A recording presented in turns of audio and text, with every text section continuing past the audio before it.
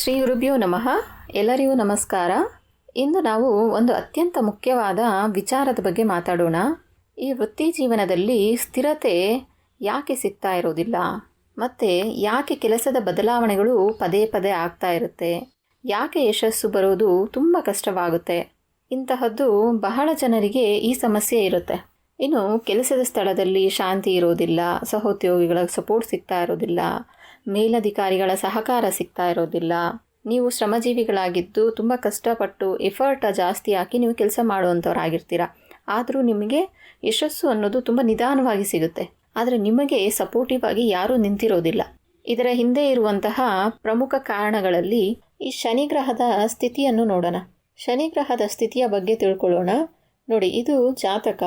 ಈ ಜಾತಕದಲ್ಲಿ ಶನಿಗ್ರಹವು ಅಗ್ನಿತತ್ವಗಳಾದ ಮೇಷರಾಶಿ, ಸಿಂಹರಾಶಿ ಅಥವಾ ಧನಸ್ಸು ರಾಶಿಯಲ್ಲಿ ಏನಾದರೂ ಇದ್ದರೆ ನೋಡಿ, ಇದು ಮೇಷರಾಶಿ, ಸಿಂಹರಾಶಿ ಮತ್ತು ಧನಸ್ಸು ರಾಶಿ.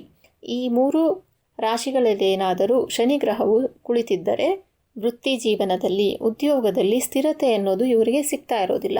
ಸೊ ಈ ಅಗ್ನಿತತ್ವ ರಾಶಿಗಳ ಗುಣಗಳೇನು ಅಂತಂದರೆ ಚಂಚಲ ಸ್ವಭಾವ, ಹೊಸ ಪ್ರಯತ್ನ, ಹೊಸ ಆಸೆ, ಇವುಗಳು ಅಗ್ನಿತತ್ವ ರಾಶಿಗಳ ಗುಣಗಳಾಗಿರುತ್ತೆ.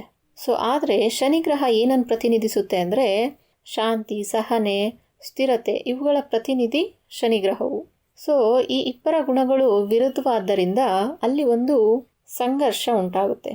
ಸೊ ಅದರ ಪರಿಣಾಮವಾಗಿ ಏನಾಗುತ್ತೆ, ಕೆಲಸದಲ್ಲಿ ಅಸಮಾಧಾನ ಉಂಟಾಗುತ್ತೆ, ಪದೇ ಪದೇ ಕೆಲಸ ಬದಲಾವಣೆ ಆಗುತ್ತೆ, ಪ್ರಯತ್ನ ಇದ್ದರೂ ಕೂಡ ಫಲ ವಿಳಂಬವಾಗಿ ಸಿಗುತ್ತೆ.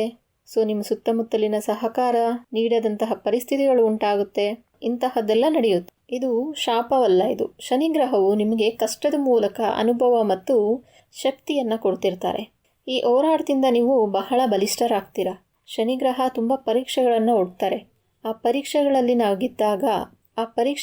ಗೆದ್ದಾಗ ಫಲ ಅನ್ನೋದು ತುಂಬ ದೊಡ್ಡದಾಗಿರುತ್ತೆ. ಈ ಸಮಯದಲ್ಲಿ ತುಂಬ ಶಾಂತಿಯಿಂದ ವರ್ತಿಸಬೇಕು, ಸಹನೆಯನ್ನು ಬೆಳೆಸ್ಕೊಳ್ಬೇಕು, ನಿಷ್ಠೆಯಿಂದ ಕೆಲಸ ಮಾಡುತ್ತಾ ಶಾಂತಿಯ ಮನೋಭಾವ ಬೆಳೆಸ್ಕೊಳ್ಳೋದ್ರಿಂದ ಒಳ್ಳೆಯ ಫಲಗಳನ್ನು ಕಾಣ್ಬೋದು. ಶನಿ ಕಷ್ಟ ಕೊಡ್ತಾರೆ, ಆದರೆ ಫಲ ಅನ್ನೋದು ತುಂಬ ದೊಡ್ಡದಾಗಿರುತ್ತೆ. ಹೀಗಾಗಿ ನಿಮ್ಮ ಜಾತಕದಲ್ಲಿ ಶನಿ ಏನಾದರೂ ಅಗ್ನಿತತ್ವ ರಾಶಿಯಲ್ಲಿದ್ದರೆ ಕಷ್ಟಗಳ ಕಾಲದಲ್ಲಿಯೂ ಕೂಡ ಧೈರ್ಯ ಕಳೆದುಕೊಳ್ಬಾರ್ದು. ಶನಿದೇವರು ನಿಮಗೆ ತಡವಾಗಿ ಆದರೂ ಕೂಡ ಖಂಡಿತವಾಗಿ ಯಶಸ್ಸನ್ನು ಕೊಡ್ತಾರೆ. ಅದು ಯಾವ ಸಮಯದಲ್ಲಿ ಅಂತ ನೋಡೋದಾದರೆ 30ರ ನಂತರ ಒಂದು ಮಟ್ಟದ ಫಲಗಳನ್ನು ಕಾಣಬಹುದು.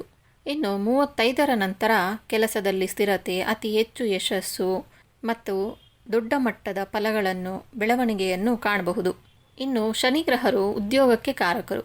ಉದ್ಯೋಗಕ್ಕೆ ಸಂಬಂಧಿಸಿದಂತಹ ವಿಷಯಗಳಿಗೆ ಶನಿಗ್ರಹರ ಆರಾಧನೆಯನ್ನು ಮಾಡಿಕೊಳ್ಬೇಕು. ಇನ್ನು ಜಾತಕ ಇದ್ದವರು ಜಾತಕದಲ್ಲಿ ಶನಿಗ್ರಹರು ಯಾವ ಮನೆಯಲ್ಲಿದ್ದಾರೆ ಅಂತ ಚೆಕ್ ಮಾಡ್ಕೊಳ್ಳಿ. ಜಾತಕ ಇಲ್ಲದವರು ನಾನು ಹೇಳಿದಂತಹ ಸಮಸ್ಯೆಗಳನ್ನೇನಾದರೂ ಎದುರಿಸ್ತಾ ಇದ್ದರೆ ನಾನು ಕೆಲವೊಂದು ಪರಿಹಾರಗಳನ್ನು ತಿಳಿಸ್ಕೊಡ್ತೀನಿ. ಆ ಪರಿಹಾರಗಳನ್ನು ಮಾಡಿಕೊಳ್ಳಿ. ಶನಿ ಯಾವುದೇ ರಾಶಿಯಲ್ಲಿ ಇದ್ದರೂ ಕೂಡ ಅದು ನಾಶ ಮಾಡೋದಿಲ್ಲ. ಶನಿ ಕರ್ಮವನ್ನು ಬದಲಿಸೋದಿಲ್ಲ. ಶಿಸ್ತನ್ನು ಕಲಿಸೋದ್ರ ಮೂಲಕ ಫಲಗಳನ್ನು ಕೊಡ್ತಾರೆ. ಇನ್ನು ಪರಿಹಾರಗಳನ್ನು ನೋಡೋದಾದರೆ ಪ್ರತಿದಿನ ಓಂ ಶಂ ಶನೈಶ್ಚರಾಯ ನಮಃ ಅಂತ 11 ಬಾರಿ ಪಠಿಸಬೇಕು. ಮನೆ ಬಿಡುವುದಕ್ಕೂ ಮುಂಚೆ ಇದನ್ನು 11 ಬಾರಿ ಜಪಿಸಿ ಮನೆ ಬಿಡೋದ್ರಿಂದ ಉತ್ತಮ ಫಲಗಳನ್ನು ಕಾಣ್ಬೋದು. ಇನ್ನು ಶನಿವಾರದಂದು ಶನಿ ಮಹಾತ್ಮರಿಗೆ ಎಳ್ಳು ಎಣ್ಣೆಯ ದೀಪವನ್ನು ಹಚ್ಚಿ ಪ್ರಾರ್ಥನೆ ಮಾಡಿಕೊಳ್ಳಿ.